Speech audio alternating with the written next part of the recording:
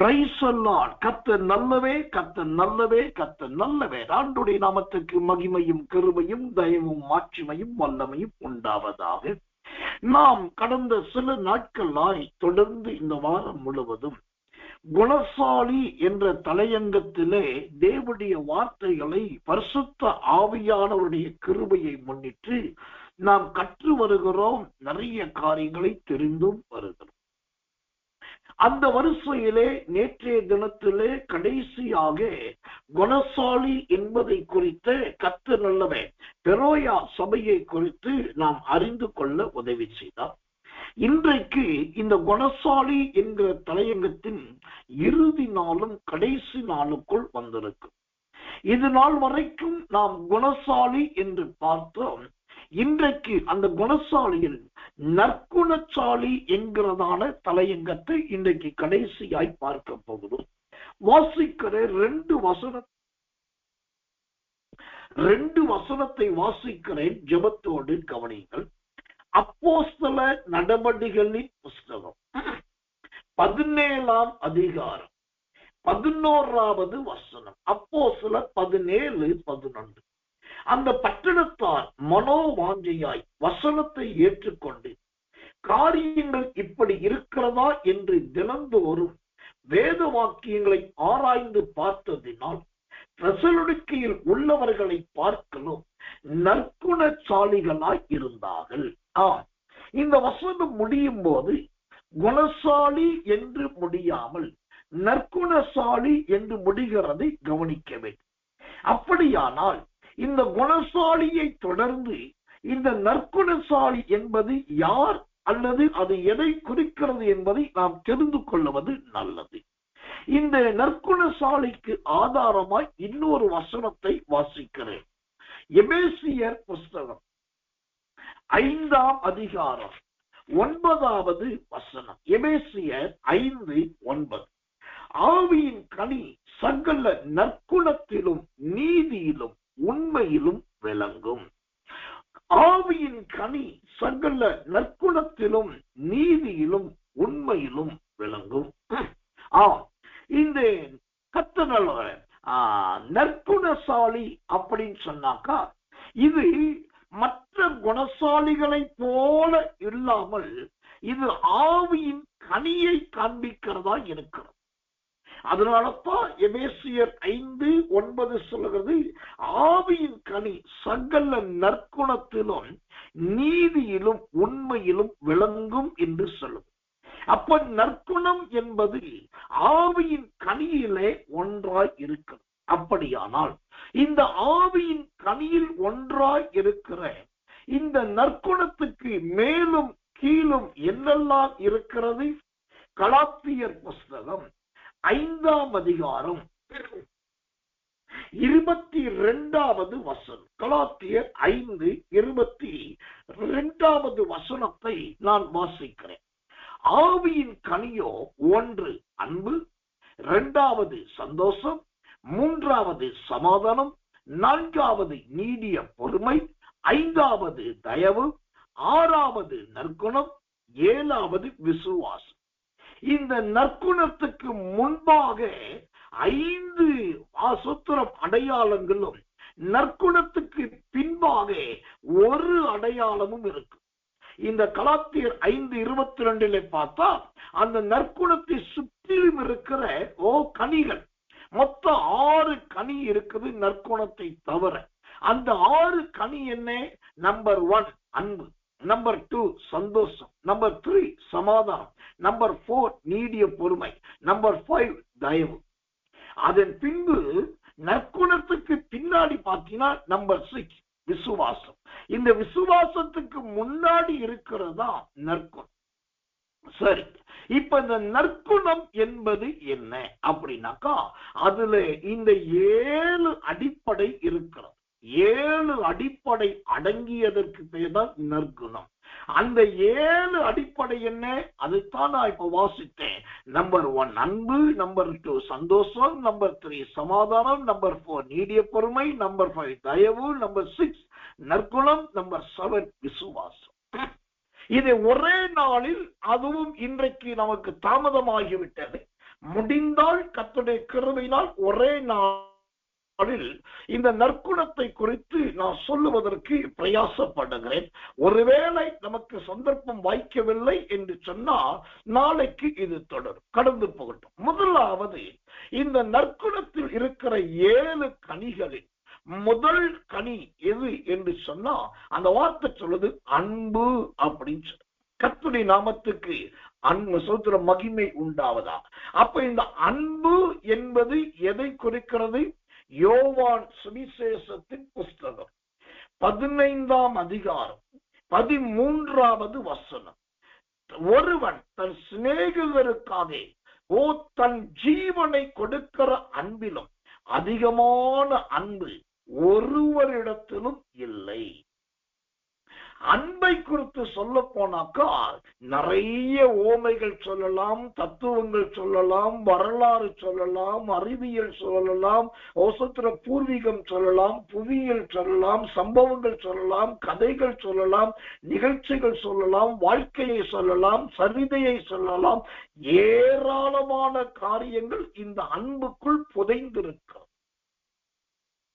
ஆனா ஒரு ரகசியத்தை தெரிந்து கொள்ளுங்க, அன்பை விளக்குவதற்காக நீங்க 1008 புராணங்களும் இதிகாசங்களும் வரலாறுகளும் அறிவியல்களும் சொன்னாலும் இந்த அன்புக்கு ஒரு உச்சபட்ச நிலை என்று ஒன்று இருக்கு. அந்த அன்பினுடைய உச்சபட்ச நிலை என்னன்னா அதைத்தான் இந்த கர்த்தர் யோவான் சுவிசேஷத்துல 15:13 பார்க்கிறோம். ஒருவன் தன் சிநேகிதருக்காக தன் ஜீவனை கொடுக்கிற அன்பிலும் அதிகமான அன்பு ஒருவரிடத்திலும் இல்லை. நான் உன்னை லவ் பண்றேன் அப்படின்னு சொல்லி லவ் பண்ணுவதும் ஒருவித அன்பு. ஓ சோத்திரம், நான் உன்னோடு கூடவே இருப்பேன் என்று சொல்லுவதும் அன்பு. நான் உன்னை நேசிக்கிறேன் என்று நேசிக்கிற நேசமும் ஒரு அன்புதான். நல்ல பொருட்களை வாங்கி கொடுத்து தன்னை வெளிப்படுத்துவது அன்புதான். இதெல்லாம் நல்லது. ஆனா இந்த அன்பிலே உச்சபட்ச நிலை அல்லது கடைசி படிநிலை என்னன்னா, நாம் யாரை நேசிக்கிறோமோ அவர்களுக்காக உயிரை கொடுப்பது, தன் ஜீவனை கொடுப்பு. அப்படின்னா என்ன அர்த்தம்? உன் நண்பனுக்காக, உன் தோழனுக்காக அல்லது உன் தோழிக்காக நீ உயிரை கொடுத்துட்டு அப்படின்னாக்கா நீ உயிரை கொடுத்துருவ. அவன் உயிரோடு இருப்பான், நீ உயிரோடு இருக்க மாட்ட. அவன் யாருக்காக உயிரை கொடுத்தீர்களோ அவர்கள் உயிரோடு இருப்பார்கள். ஆனா உயிர் கொடுத்து நீங்கள் உயிரோடு இருக்க மாட்டீங்க. அப்படியும் பரவாயில்ல, என் உயிர் போனா பரவாயில்ல, நான் செத்தா பரவாயில்ல, அவனுக்காக அவளுக்காக இவர்களுக்காக நான் உயிரையும் கொடுக்கிறேன் என்று தங்கள் ஜீவனை பணயம் வைக்கிறவர்கள் யாரோ அதுதான் அன்பினுடைய உச்சபட்ச உயர்ந்த நிலை. கடந்த 2-3 வருடத்துக்கு முன்பாக ஒரு காலை நேரம் பல வீடுகளிலிருந்து அவர்கள் தங்கள் பிள்ளைகளை ஆயத்தப்படுத்தி பள்ளிக்கு அனுப்பி கொண்டிருக்கிறார்கள். ஒரு குறிப்பிட்ட கிராம பகுதி, அந்த கிராம பகுதியில் இருக்கிற பிள்ளைகள் அழைத்து வருவதற்காக ஒரு பெரிய டீசல் ஆட்டோ ஒன்று போகிறது. கர்த்தர் நல்லவே, அந்த ஆட்டோ போய் பிள்ளைகள் அழைத்து கொண்டு வருகிறது. வருகிற வழியில பார்த்தீங்கன்னா ஒரு வளைவு, அந்த வளைவில தடுமாறி அந்த வாகனமானது தண்ணீருக்குள் விழுந்து விடுகிறது. அந்த பக்கத்தில் இருந்த வேனும் விழுந்து விடுகிறது. அதுல எத்தனையோ பேர் தண்ணீருக்குள் மூழ்கிறார்கள். அப்போ அங்கே இருந்த ஒரு ஆசிரியை, ஒரு பெண் ஆசிரியை, அவங்க என்ன பண்ணாங்க, நேர தண்ணிக்குள்ள குதிச்சு அதுல எத்தனையோ பிள்ளைய இழுத்து இழுத்து இழுத்து கொண்டு வந்து கரையில விட்டாங்க. நீச்சல் தெரியாத பிள்ளை, தண்ணீர் குடிச்ச பிள்ளை, தண்ணிக்குள்ள தண்ணிக்குள்ள முங்கிட்டு இருக்க பிள்ளை, ஓரத்தை கம்பிய பிடிச்சிட்டு இருக்க பிள்ளைன்னு சொல்லி வேக வேகமா தலைமுயிலிய பிடிச்சு இழுத்து கொண்டு கரையில விட்டாங்க. இப்படி மூச்சு மேமூச்சு வாங்க தன் உயிரை பணயம் வைத்து அந்த கிணற்றுக்குள் நீந்தி எப்படியும் முங்கி எழுந்தி பிள்ளைகளை காப்பாற்றின அவர்கள் கடைசியா ஒரு பிள்ளையை இழுத்து கொண்டு வருவதற்காக போனார்கள். போய் அந்த பிள்ளையையும் கொண்டு வந்து கரையில போட்டார்கள். போட்டுட்டு இவங்க கரையேற பாக்குறாங்க, முடியல.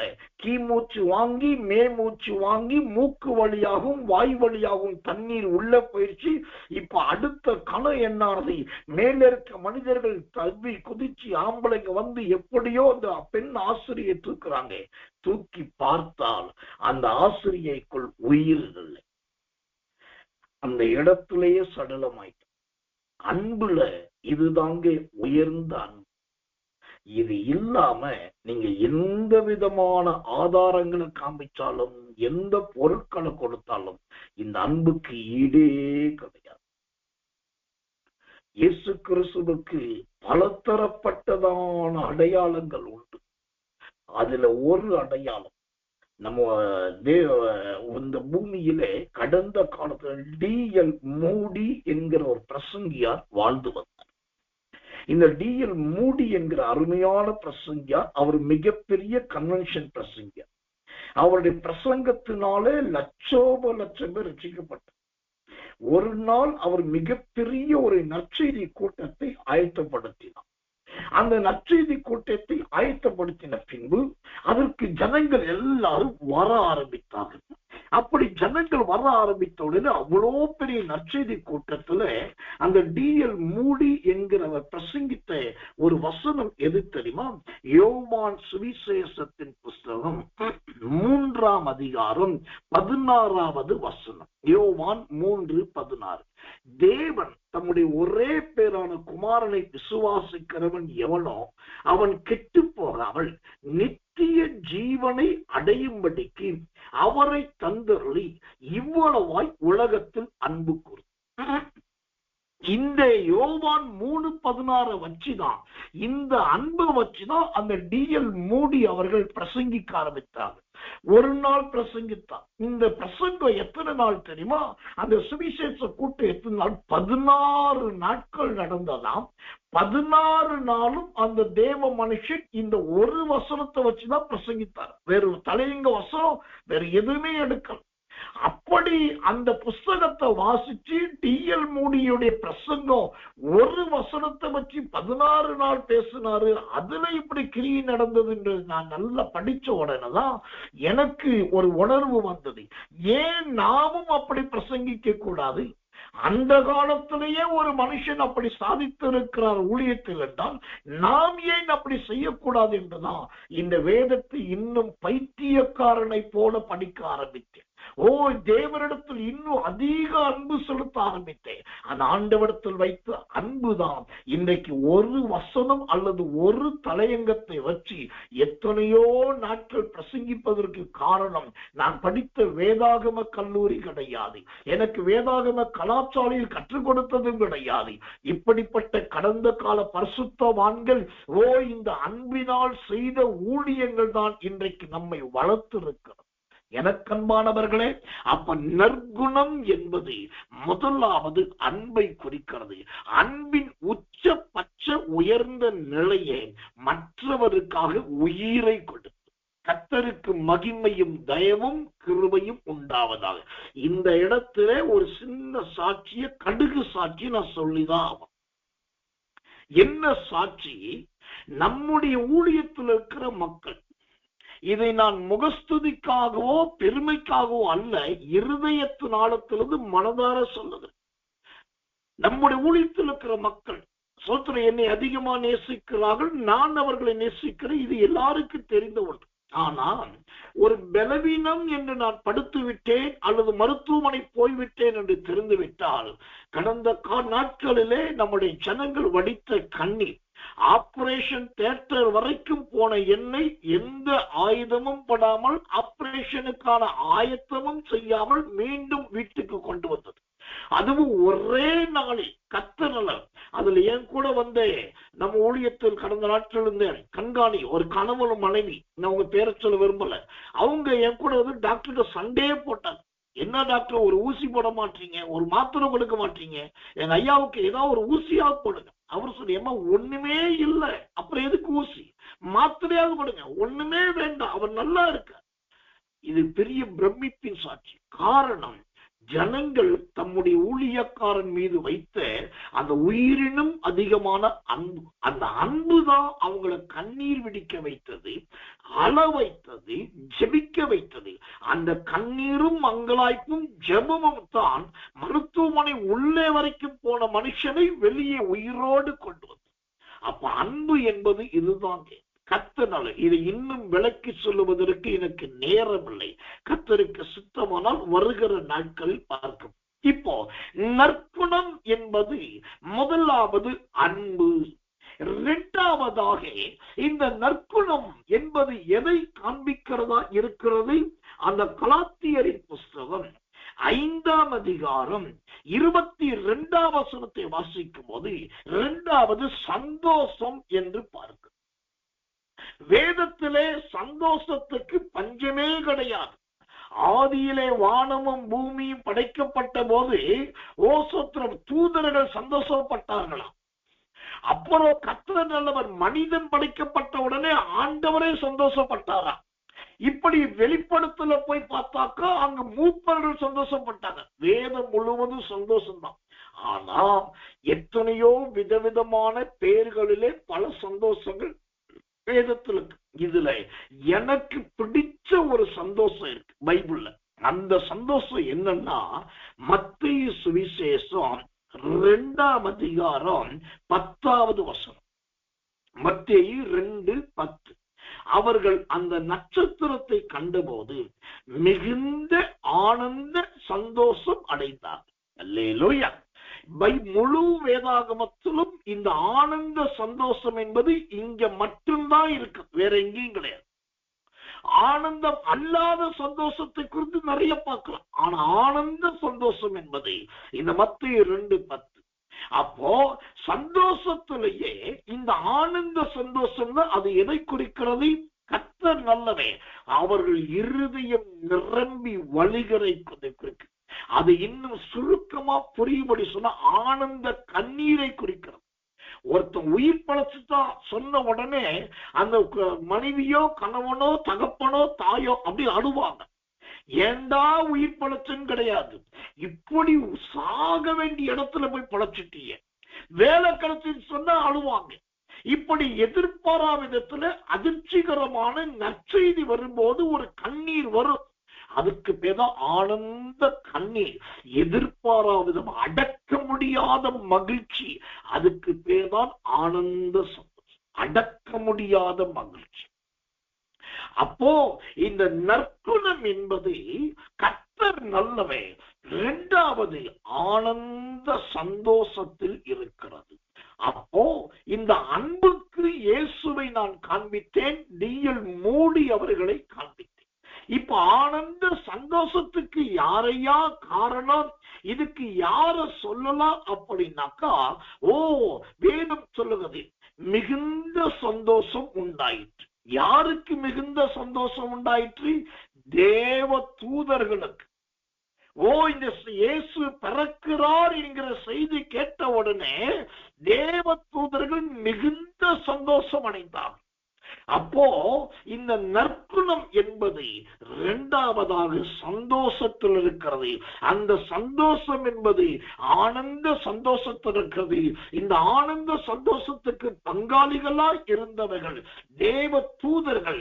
நீங்க கேட்கலாம், மத்தேயு 2:10 சாஸ்திரிகள் தானே ஆனந்த சந்தோஷப்பட்டார்கள் என்று சொல்லி. அது உண்மைதான், அவர்கள் பிள்ளையை கண்டதினால் சந்தோஷப்பட்டார்கள். ஆனா தேவ தூதர்களோ இந்த பிள்ளை பிறப்பதற்கு முன்பாகவே நற்செய்திகளை சொல்லுகிறதிலே சந்தோஷம் அடைந்தார். அதனாலதான் வானத்திலே சேனை உண்டாகும் போது அங்கு அவர்கள் இசை வாசித்தார்கள் என்று பார்க்கிறோம். அங்கு அழகாய் சொத்திர பாடல் பாடினார்கள் என்று பார்க்கிறோம். தேவனுக்கு மகிமையை செலுத்தினார்கள் என்று பார்க்கிறோம். இது எல்லாம் ஆனந்த சந்தோஷத்தை குறிக்கிறது. ஒரு கிறிஸ்தவன் வாழ்க்கையில இப்படிப்பட்ட நற்குணம் இருக்க வேண்டும். அந்த நற்குணத்துக்குள் ஒரு பக்கம் அன்பு இருக்க வேண்டும், இன்னொரு பக்கத்துல சந்தோஷம் இருக்க வேண்டும். மூன்றாவதாக இந்த நற்குணத்துக்கு அடங்கிய மூன்றாவது கனி என்ன? அந்த கலாத்தியர் புஸ்தகம் 5ஆம் அதிகாரம் 22வது வசனம். கலாத்தியர் 5:22 அந்த வசனம் சொல்லுவது சமாதானம் என்று சொல்லி. நற்குணத்துக்குள் அடங்கி இருக்கிற மூன்றாவது கனி சமாதானம். இப்ப நான் சொல்ற வார்த்தை எல்லாம் பாத்தீங்கன்னா நீங்க அடிக்கடி கேட்கிற வார்த்தை தான். ஆனா இந்த சமாதானத்துல பலவிதமான சமாதானங்கள் இருக்கிறது. விதவிதமான சமாதானம் இருக்கிறது. வித்தியாசமான சமாதானம் இருக்குது. பொய்யான சமாதானம் இருக்குது. கள்ளத்தனமான சமாதானம் இருக்குது. பழி வாங்குகிற சமாதானம் இருக்கிறது. குற்றஞ்சாட்டுகிற சமாதானம் இருக்கிறது. அருவருப்பான சமாதானம் இருக்கிறது. ஆனந்த சமாதானம் இருக்கிறது. மகிழ்ச்சியின் சமாதானம் இருக்கிறது. பரிசுத்த சமாதானம் இருக்கிறது. தேவ சமாதானம் இருக்கிறது. சத்திய சமாதானம் இருக்கிறது. இப்படி ஏராளமான சமாதானங்களை குறித்து விதவிதமாய் வேதத்தில் சொன்னாலும் எனக்கு பிடிச்ச ஒரு சமாதானம் உண்டு. அந்த சமாதானம் ஒவ்வொருவருக்கும் கிடைக்கணும் அப்படின்றதா எனக்கு ஆசை. அப்போ அந்த எனக்கு பிடிச்சதும் எல்லாரும் பெற்றுக்கொள்ள வேண்டும் என்றும் நான் விரும்புகிற அந்த சமாதானம் எதுனாக்கா 1 சாமுவேலின் புஸ்தகம் 25ஆம் அதிகாரம் 6வது வசனம். 1 சாமுவேல் 25:6. அவனை நோக்கி, நீர் வாழ்க, உமக்கு சமாதானம், உம்முடைய வீட்டுக்கு சமாதானம், உமக்கு உண்டான எல்லாவற்றுக்கும் சமாதானம் உண்டாவதாக. ஆமென். எனக்கன்பான தேவ பிள்ளைகளே, கர்த்தர் நல்லவர். இங்கு அபிகாயில் தாவீதுக்கு சொல்லுகிற அழகான ஒரு வார்த்தையை பார்க்கிறோம். ஐயா, உமக்கு சமாதானம், 2வது உங்களுடைய வீட்டுக்கு சமாதானம், 3வது உமக்கு உண்டான எல்லாவற்றுக்கும் சமாதானம். அல்லேலூயா. கர்த்தர் நல்லவன். இந்த செய்தி அறிவிக்கப்பட்ட பின்பு அதே 1 சாமுவேல் அதே 25ஆம் அதிகாரம் 35ஆம் வசனம் 25-35 பார்த்தாக்கா அங்கு வேதம் சொல்லுது, தாவீது அவள் கையிலே வாங்கி கொண்டு அவளை பார்த்து, நீ சமாதானத்தோட உன் வீட்டுக்கு போ என்று. இப்போ சமாதானத்திலேயே விசேஷித்த சமாதானம் எதுன்னா, ஒவ்வொரு தேவ பிள்ளைக்குள்ளும் 3 சமாதானம் இருக்கும். 1, அவங்க இருதயம் சமாதானமா இருக்கும். 2வது, அவங்க வீடு சமாதானமா இருக்கணும். 3வது, அவங்க மூலமா நாத்தனார், மாமியார், கொழுந்தனார், அண்ணன், அப்பா, ஆடு, மாடு, மிருக, ஜீவன், வேலை செய்யற இடம், போற வர்ற தெரிஞ்ச எல்லாருக்குள்ளும் உங்க நிமித்தம் அவர்களுக்கு சமாதானம். இந்த 3 சமாதானம் ஒரு தேவ பிள்ளை வீட்டுல இருந்துட்டா அங்க சண்டையும் கிடையாது, சந்தேகமும் கிடையாது, குழப்பமும் கிடையாது, பிரச்சனையும் கிடையாது. அப்ப நற்குணத்தை நீங்கள் பெற்றுக்கொள்ள வேண்டுமானால் 3வது இந்த அழகான 3 சமாதானத்தை பெற்றுக்கொள்ளுங்க. முக்கியமா நீங்க சமாதானத்தின் பாத்திரமா இருக்கிறீங்களா என்பதை கவனித்து பாருங்க.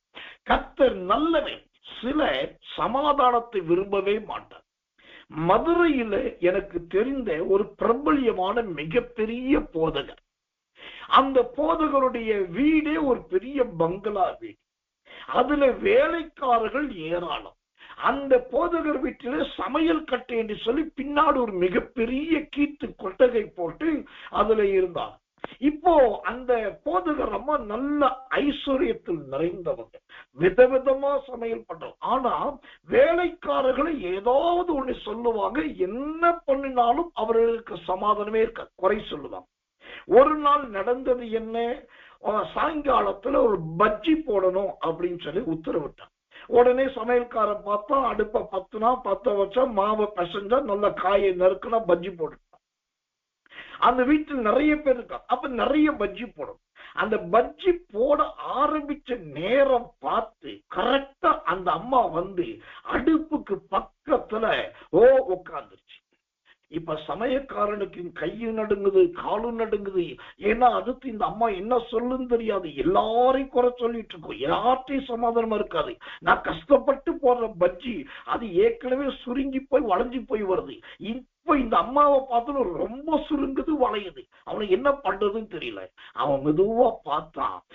பஜ்ஜிக்கு சொத்துறோம் அந்த வாழைக்காய் முக்கி உள்ள போட்டு அதை திருப்பும் போது அந்த கரண்டி ஓங்கி ஒரு உதறுனா பாருங்க, 2 சொட்டு சுடு என்ன அந்த அம்மா பெயரை பட்டிச்சு. அந்த அம்மா கச்சி காராவுடன் சத்தம் போடாம எஞ்சி வெளியே போயிடுச்சு.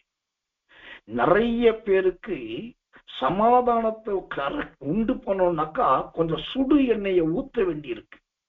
சுடு எண்ணெயை ஊத்துனாதான் இவங்களுக்கும் சமாதானம், கூட இருக்கிறவங்களுக்கும் சமாதானம்.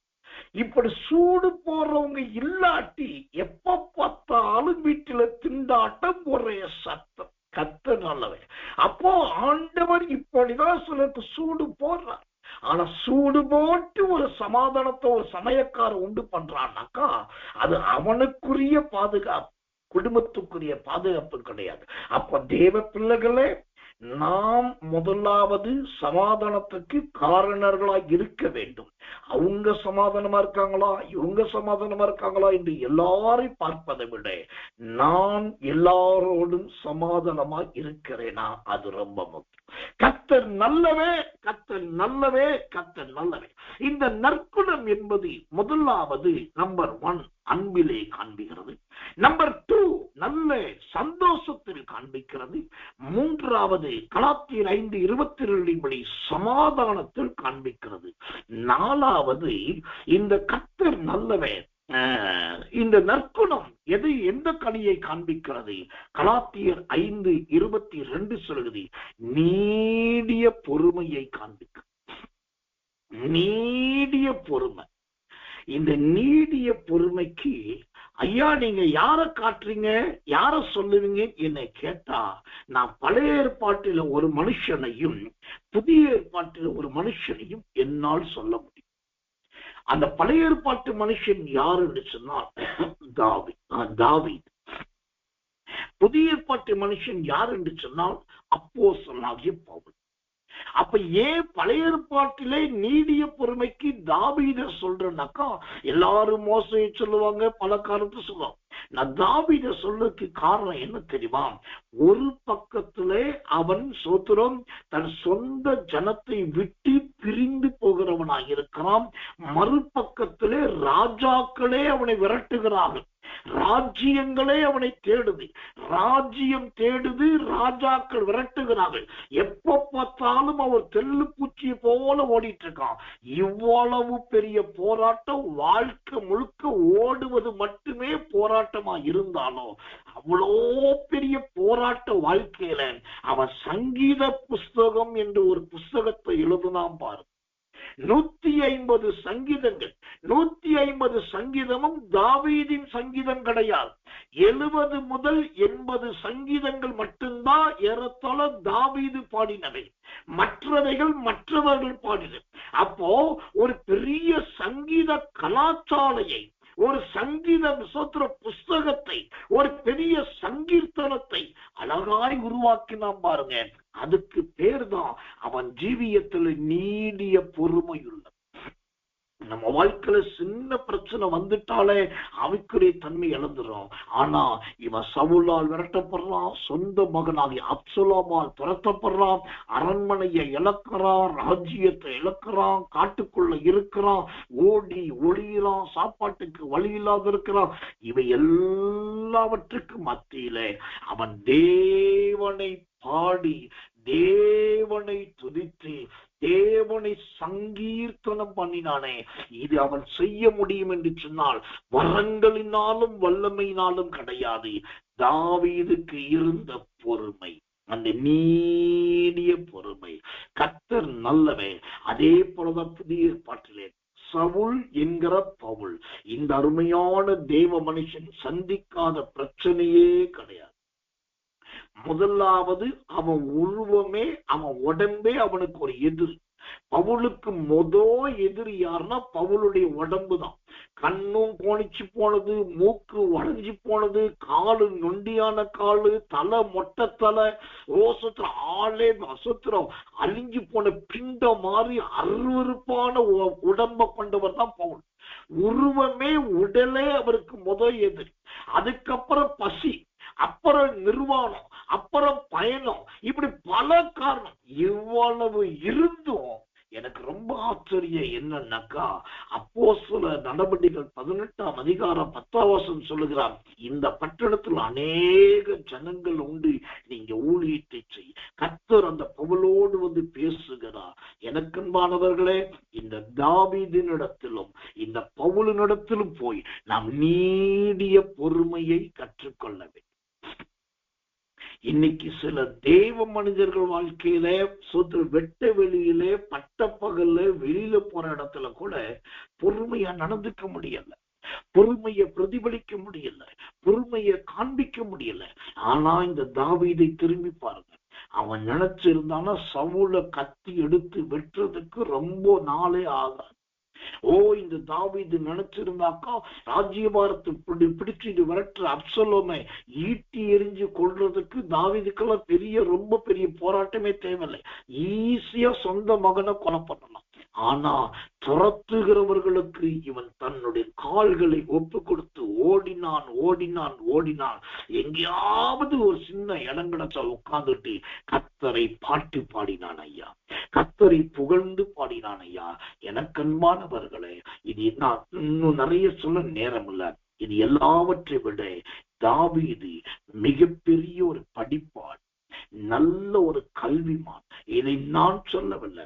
1 சாமுவேல் 16ஆம் அதிகாரம் 18ஆம் வசனம் சொல்லுது, அவன்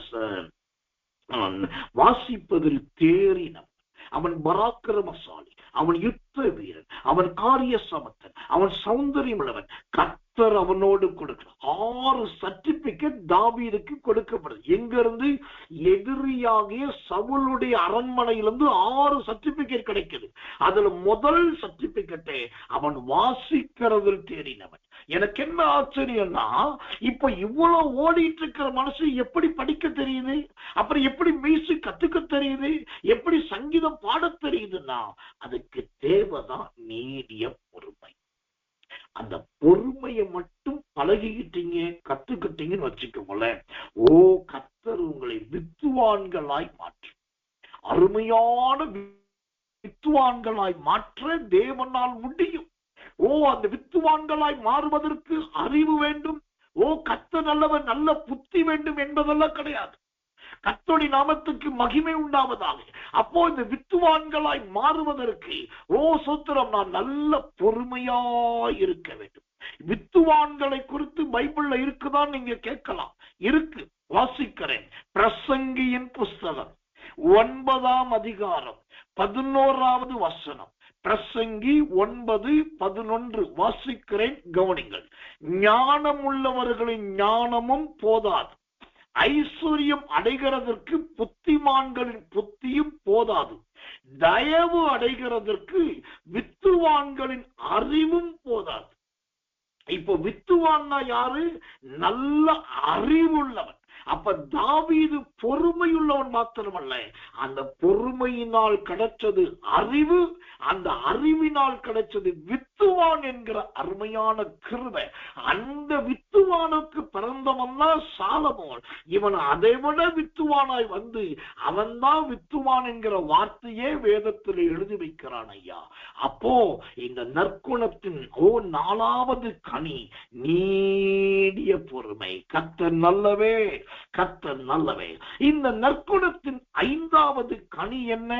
கலாத்தியர் புஸ்தகம் 5ஆம் அதிகாரம் 22வது வசனம் சொல்கிறது, தயவு என்று சொல்லப்படும். தயவு. கர்த்தருடைய நாமத்துக்கு மகிமை உண்டாவதாக. இந்த தயவு என்பது என்ன? இந்த தயவு என்பது எதை குறிக்கிறது? எனக்கன்பான தெய்வ பிள்ளைகளே, இந்த தயவை குறித்து நிறைய காரியத்தை நாம் வேதத்திலே பார்க்கலாம். ஆனால் இந்த தயையில் ரொம்ப அருமையான ஒரு தயையை உங்களுக்கு நான் காண்பிக்கும்படி கர்த்தருக்குள் பிரயாசப்படுகிறேன். எனக்கன்பான தெய்வ பிள்ளைகளே, அந்த தயை எதை குறிக்கிறது? ஆதியாகமத்தின் புஸ்தகம் 24 அதிகாரம் 49வது வசனம். ஆதியாகமம் 24:49. இப்பொழுதும் நீங்களும் என் எஜமானுக்கு தயையையும் உண்மையையும் உடையவர்களாய் நடக்க மனதுள்ளவர்களானால் எனக்கு சொல்லுங்கள். ஆபிரகாமுடைய வேலைக்காரனாக எலியேசர் லாபான் வீட்டுல போய் உட்கார்ந்துகிட்டு சொல்றாரு, நீங்க என் எஜமானுக்கு பொண்ணை கொடுக்கறீங்களோ இல்லையோ, என் எஜமானுடைய பையனுக்கு நீங்க பொண்ணை கொடுக்கறதுக்கு முன்னாடி என் எஜமானுக்கு தயவை கொடுக்க வேண்டும். அப்ப தயவு என்றால் என்ன? அறியாத மனிதன் கேட்கும் போது அந்த அறியாத தெரியாத மனிதர்களுக்கு ஒரு விலை உயர்ந்த பொருளை கொடுப்போம் என்று சொன்னால் அதற்கு பேர் தான் தயவு. தயை என்பது வேறு, தயவு என்பது வேறு. தயை என்பது கர்த்தர் நல்லவே, அது சொல்றோம், அது மனுஷனுக்கு மனுஷன் செய்கிறதான உதவி. ஆனா தயவு என்று சொல்லப்படும் போது அது தேவனே இறங்கி வந்து மனுஷனுக்கு பாராட்டுகிற இரக்கம். இதுதான் தயைக்கும் தயவுக்கும் உள்ள வித்தியாசம். தயை என்பது என்ன? ஒரு ஆகாரத்துக்கு வழி இல்லாம ஒரு சின்ன பையன் ஒரு தட்டை தூக்கிட்டு அண்ணே எனக்கு ஏதாவது கொடுங்கன்னே வந்து கேட்கலாம். நீங்க உடனே எதுவுமே கேட்காம பாக்கெட்ல கைய விட்டு ஒரு 50 ரூபாயோ ஒரு 100 ரூபாய் எடுத்து அவன்கிட்ட கொடுத்து நல்லா சாப்பிடுன்னு சொல்றீங்கன்னாக்கா இதுக்கு பேரு தயை. அப்ப தயவு என்பது என்ன? யாத்திரையாகமம் 34 அதிகாரம் 6 வசனம் சொல்லுது, அவர் கர்த்தர், அவர் இரக்கமும் தயவும் உள்ளது. அப்ப தயவு என்று சொன்னால் இரக்கம் நிறைந்தது. இங்கு சொல்லப்படுகிற இரக்கம் எந்த இரக்கத்தை குறிக்கிறது? வானத்தையும் பூமியையும் உண்டாக்கின ஜோதிகளின் பிதாவாகிய தேவனிடத்திலிருந்து இறங்கி வருகிற அந்த ஒத்தாசை என்கிற அந்த தயவை குறிக்கிறது. எனக்கன்பானவர்களே, நீங்க தயை உடையவர்களாகவும் இருங்கள், தயவு உடையவர்களாகவும் இருங்கள். இது ரெண்டுமே நல்லது. தயை இந்த உலகத்துக்குரியது, தயவு பரலோகத்துக்குரியது. இந்த தயையும் தயவும் ஒரு மனுஷனுக்குள் ஒரு மனுஷிக்குள் வந்துட்டாங்க, அவங்க ஏறத்தாழ பரிசுத்தவான்களும் நீதிமான்களுமாய் மாறிவிடுவாங்க. பரிசுத்தவான்களும் நீதிமான்களும். ஒரு நடந்த சம்பவத்தை சொல்ற, தமிழ்நாட்டில ஒரு பிரபல்யமான ஒரு ஊழியம், அது நல்ல ஒரு சர்வதேச அளவில் பெருகின ஊழியம். அந்த ஊழியத்துல நிறைய ஊழியக்காரர்கள் பெரிய பெரிய மனிதர்களோட இருக்காங்க. ஒரு நாள் திடீர்னு மத்தியான நேரத்துல ஒரு 12:30 மணி 1 மணி இருக்கும். திடீர்னு அந்த பெரிய கேம்பஸுக்குள்ள ஒரு 2-3 கார் வந்தது. அந்த கார் வந்து சொன்னார்கள், சோதரம் நாங்க இந்த குறிப்பிட்ட ஒரு டிபார்ட்மெண்ட் சொல்லி இந்த டிபார்ட்மெண்ட் வந்திருக்கிறோம், சர்ச் பண்ணணும் அப்படின்ட்டு. இப்ப இந்த ஊழியக்காரர்கள் பாக்குறாங்க, பிரதானமான தேவ மனுஷர்கள் பாக்குறாங்க. சரி இப்படி சொல்றாங்க, வாகனத்தை பார்த்தா அந்த ஸ்டிக்கர்ல கவர்மெண்ட் ஸ்டிக்கர்லாம் இருக்குது. சரி சர்ச் பண்ண விட்டாங்க. உள்ள போனாக்கா அந்த நிறைய சர்ச் பண்ண கிட்டத்தட்ட அந்த ஆலயத்துக்குள்ள எத்தனையோ கோடி கணக்கான ரூபாய் இருந்துச்சு. நான் சொல்லுவது நீங்க நினைக்கிற மாதிரி 1-2 அல்ல, எத்தனையோ கோடி இருந்தது.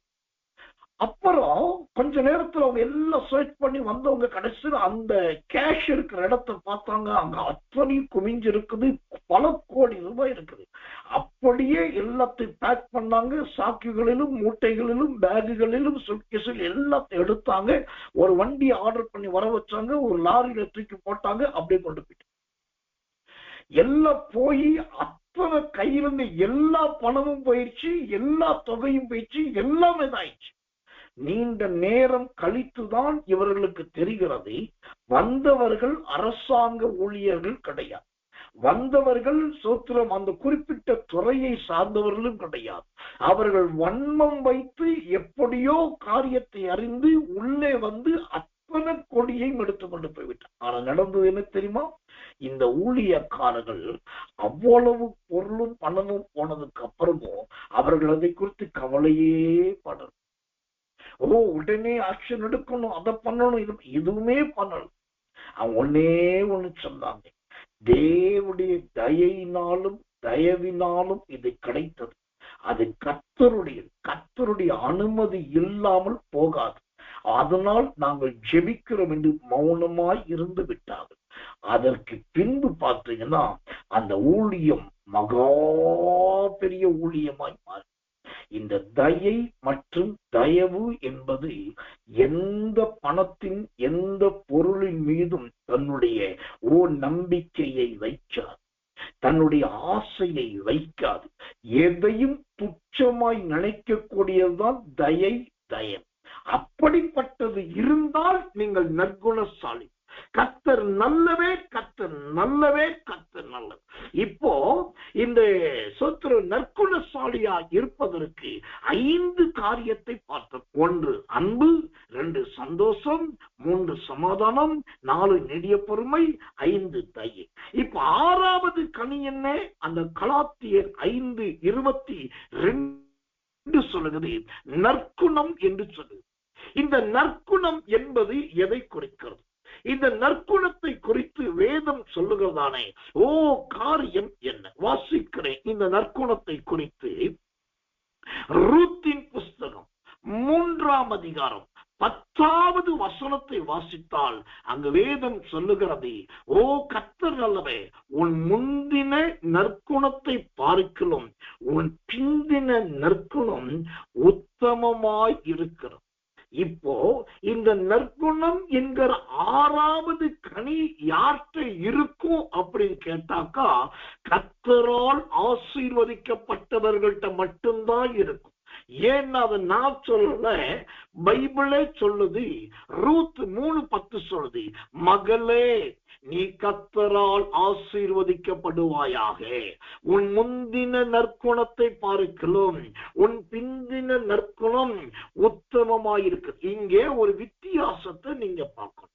நற்குணத்தை இந்த போவாஸ் என்கிற மனுஷன் 2 நற்குணமா பிரிக்கிறார். என்ன 2 நற்குணம்?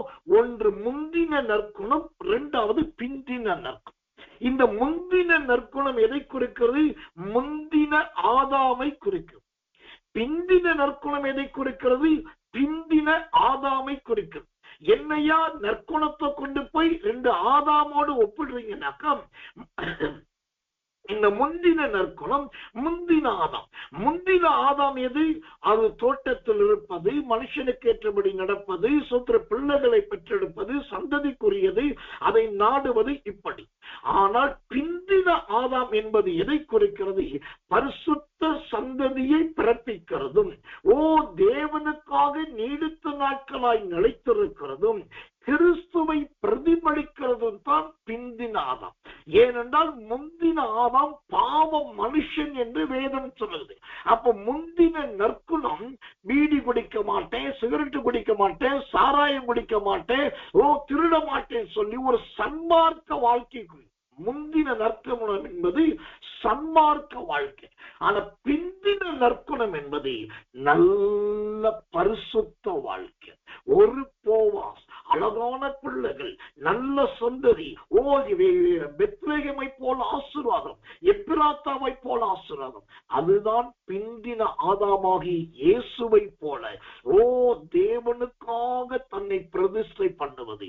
அதனாலதான் பிந்தின உத்தமத்தை பிந்தின நற்குணத்தை சொல்லும்போது அதை உத்தமம் என்று போவாஸ் சொல்லும். முந்தின நற்குணத்தை சொல்லும் போது உத்தமத்தை சொல்லல, பிந்தின நற்குணத்தை சொல்லும் போது உத்தமத்தை சொல்ற. ஏன்னாக்கா நீ என்றைக்கு பிந்தின ஆதாமாகிய இயேசுவுக்கு நலனாட்டமாய் வந்தாயோ அன்றைக்கே அந்த உத்தமராகிய இயேசுவை போல உன் ஜீவியமும் உத்தமம் என்று சொல்லி அழகாய் அந்த எஸ்தருக்கு நல்ல நற்சாட்சி முத்திரையை பதிக்கிறார். இதுதாங்க நற்குணம். இந்த நற்குணம் என்பது 2 நீங்க கிறிஸ்துவுக்குள் வருவதற்கு முன்பும் ஒழுக்கமுள்ள கட்டுப்பாடு உள்ளவராக இருந்திருப்பீர்கள். ஆனா கிறிஸ்துவுக்குள் வந்த பின்பு கிறிஸ்துவையும் சத்தியத்தையும் பரிசுத்தத்தையும் நீதியும் விளங்க பண்ணுகிறேன். அந்த நல்ல உத்தமம் முந்தின நற்குணம் சன்மார்க்கத்தை குறிக்கிறது, பிந்தின நற்குணம் உத்தமத்தை குறிக்கிறது. சன்மார்க்கம் முக்கியமா உத்தமம் முக்கியமா என்று கேட்டால் சன்மார்க்கம் உலகத்துக்குரியது, உத்தமம் பரலோகத்துக்குரியது. இந்த நற்குணத்திலே 6வது கனி நல்ல நற்குணம் என்கிற கனி. கடைசியாக 7வதாக இந்த நற்குணத்துக்குள் இருக்கிற 7வது கனி என்ன அப்படின்னா விசுவாசம். இந்த விசுவாசத்தை குறித்து நான் சொல்லணும் அப்படின்னாக்கா இப்போ சொல்லி முடியாத ஒரு சத்தியம்.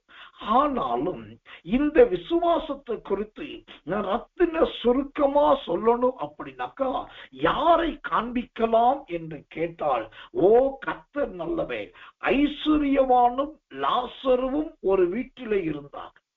அந்த வீட்டிலே ஐஸ்வர்யவான் மேஜையிலே சாப்பிடுகிறவனாய் இருந்தான், லாசருவோ பருக்கைகளை சாப்பிடுகிறவனாய் இருந்தான். அந்த லாசருவின் விசுவாசம் தான் என்னைய பொறுத்தளவுக்கு இந்த வேதத்திலேயே பெரிய விசுவாசம்.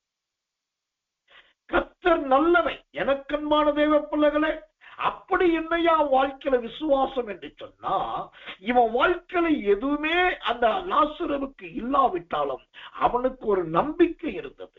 நான் செத்தால் பரலோகத்துக்கு, நான் செத்தால் ஆபிரகாமை பார்ப்பேன், நான் மரித்தால் சோத்திரம் ஆபிரகாமின் மடியில் இருப்பேன் என்கிற அசைக்க முடியாத விசுவாசம்.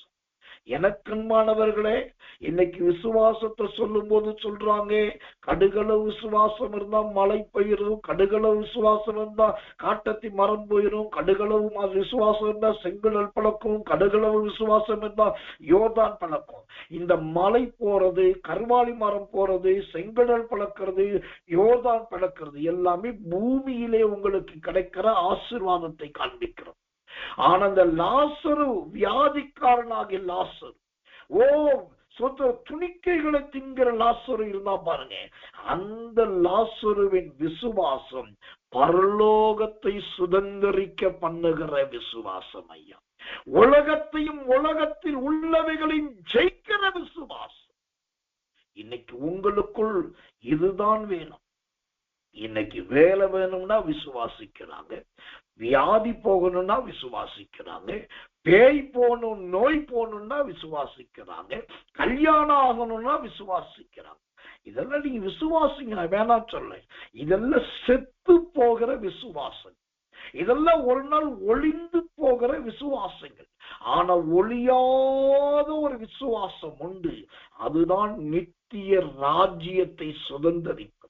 அதனாலதான் துணிக்கைகளை தின்று கொண்டு பருக்கைகளை சுரண்டி கொண்டிருந்த லாசருவை உங்களுக்கு காண்பிக்கிறேன். நீங்கள் ஐஸ்வர்யவானை பார்க்காதீர்கள், அந்த லாசருவை பாருங்கள். அவருடைய முடிவு பரலோகமாயிருக்கும். தொடக்கம் ஐஸ்வர்யத்தை போல இருந்தாலும் ஆனால் முடிவு பரலோகம். அதுதான் நமக்கு தேவை. நம்ம என்னதான் இங்கு பெரியவர்களாய் ஜெயிக்கிறவர்களா இருந்தாலும் நமக்கு தேவை ஒன்றே ஒன்று, பரலோகம். அப்போ இந்த பரலோக வாசிகளாய் மாறணும், தேவனுடைய ராஜ்ய வாசிகளாய் மாறணும்னா இந்த நற்குணம் தேவை. நற்குணசாலிகளாய் நாம் மாறணும். நற்குணசாலிகளாய் மாறுவதற்கு கலாத்தியர் 5:22 சொல்லப்பட்ட அந்த நற்குணம் என்கிற ஒரு வார்த்தையை தவிர மற்ற 6 கனிகள் நமக்கு வேண்டும். எனக்கன்பான தேவ பிள்ளைகளே, இந்த 6 என்பது சாதாரணமானது கிடையாது. ஆதியிலே மனுஷன் உண்டாக்கப்பட்டது 6வது நாள். கானா ஒரு கல்யாணத்திலே இருந்த கச்சாடிகள் 6. ரூத்துக்கு அளந்து போடப்பட்ட தானியம் 6 படி. இப்படி இந்த 6 என்பதிலே மிகப்பெரிய மனித வர்க்கத்தை குறிக்கிறது. 6 என்கிற எண்ணே மனித வர்க்கத்தை குறிப்பது. அதனாலதான் நற்குணத்தை சொல்லி முடிக்கும் போது 6வது கனியோடு அது முடிகிறது. அப்ப எனக்கன்பானவர்களே, இந்த நல்ல நற்குணம் உங்களுக்குள்ளும், உங்கள் குடும்பத்துக்குள்ளும், உங்கள் குடும்பத்தை சார்ந்த யாவருக்குள்ளும், உங்கள் ஊழியத்துக்குள்ளும், உங்கள் சபைக்குள்ளும் உண்டாகட்டும். பூமியில் வாழும் போதும் நற்குணசாலிகளாய் இருப்போம். மரித்து அடக்கம் பண்ணப்பட்ட பின்பும் அந்த லாசருவை போல ராஜ்யத்தை சுதந்தரிப்போம். கண்களை மூடி ஒப்பு கொடுத்து எல்லாரும் கர்த்தரை ஸ்தோத்திரிப்போம் இயேசுவின் நாமத்தினாலே. அன்புள்ள நல்ல பரமபிதாவே, நல்ல அருமையான வாரத்தின் முதலாம் நாளாகிய இந்த சாயங்காலம் கடந்த ராத்திரி வேலைக்காக நன்றி. நல்ல வரவேற்பை கொடுத்தி, நல்ல வசன அறிக்கையை கொடுத்தீர், அதற்காக ஸ்தோத்திரம். நல்ல ஆண்டவரை பாடலை தந்தீர், அதற்காக ஸ்தோத்திரம். எல்லாவற்றை விட இந்த கரங்கொடுக்கும் ஊழியத்தை குறித்து உடைய பிள்ளைகள் இருதயம் தொட கர்த்தர் பேசி இருக்கிறீர். ஆண்டவரே, நாங்கள் எழும்பி கர்த்தருக்காக ஆண்டவரே இந்த சிறுமைப்பட்ட மக்களுக்கு கொடுக்க கர்த்தர் உதவி செய்யும். குறிப்பாக ஆண்டவரே ஸ்தோத்திரம், நற்குணத்தை குறித்து, நற்குணசாலியா இருப்பதை குறித்து 7 காரியங்களை கர்த்தர் சொல்லி இருக்கிறீர் ஐயா. ஆண்டோடைய இந்த கிருபையும் இந்த சத்தியமும் பிள்ளைகளை தொடட்டும். ஆண்டவரே, நற்குணத்தை தவிர்த்து மீதம் 6 என்பது அது மனித பிறப்பையும் மனித வர்க்கத்தை குறிக்கிறது. முந்தின ஆதாமாய் சன்மார்க்க வாழ்க்கை வாழாதபடி பிந்தின ஆதாமாய் உத்தம வாழ்க்கை வாழ உதவி செய்யும். உத்தம வாழ்க்கையாய் பிந்தின ஆதாமை போல உத்தம ஜீவியம் ஜீவிக்க தேவன் உதவி செய்யும்.